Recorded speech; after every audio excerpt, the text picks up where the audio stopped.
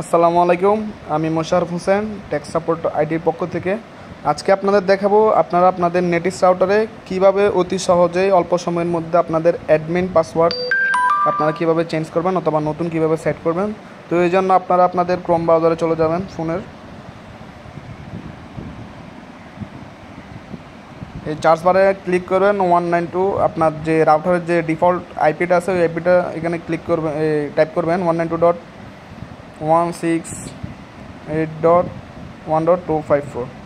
এরপর আপনারা যাবেন, যাওয়ার পর এরকম একটা আপনাদের ইন্টারফেস শো করবে। তো এখানে আপনারা ইউজার নেম আর পাসওয়ার্ডটা দিয়ে দিবেন। এখানে ডিফল্ট ইউজার নেম অ্যাডমিন দেওয়া থাকে, ছোটো হাতের অ্যাডমিন দিয়ে দিবেন, আবার এখানে অ্যাডমিন দিয়ে দিবেন। অ্যাডমিন দেওয়ার পর এটা হচ্ছে যে আপনাদের রাউটারে ডিফল্ট অবস্থায় দেওয়া থাকে।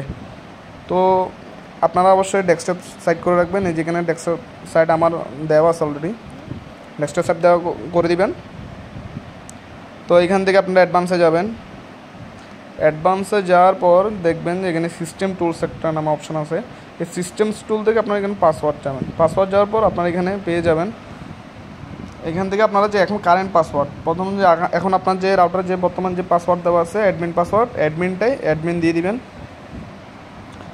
অ্যাডমিন দেওয়ার পর এখানে দেখেন নিউ ইউজার নেম, আবার নিউ পাসওয়ার্ড দেওয়া আছে, নিউ ইউজার নেম দেওয়া আছে। তো আপনারা এখন যে অ্যাডমিনটা চেঞ্জ করে নিতে পারবেন, যে ইউজার নেমটা। এখন আমি এখানে গেস্ট দিব, GUEST গেস্ট, আবার এখানে সেম দিবেন GUEST গেস্ট।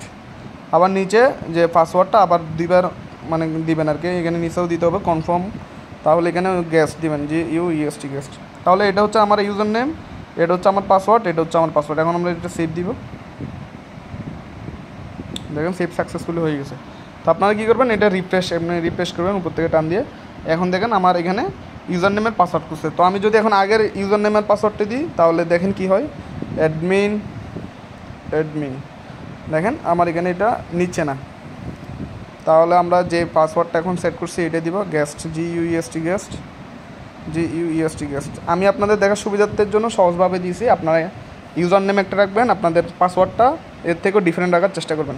এখানে সাইন ইন করবেন। দেখেন আমার ইন্টারফেসটা চলে আসছে। তো এতটুকুই। যদি কেউ না বোঝেন অবশ্যই আমাকে কমেন্ট করে জানাবেন, আমি অবশ্যই আপনাদের সাহায্য করার চেষ্টা করব। আমার ভিডিওটা ভালো লাগলে অবশ্যই লাইক করবেন, আর যদি নতুন কেউ এসে থাকেন অবশ্যই সাবস্ক্রাইব করে নেবেন। আসসালামু আলাইকুম।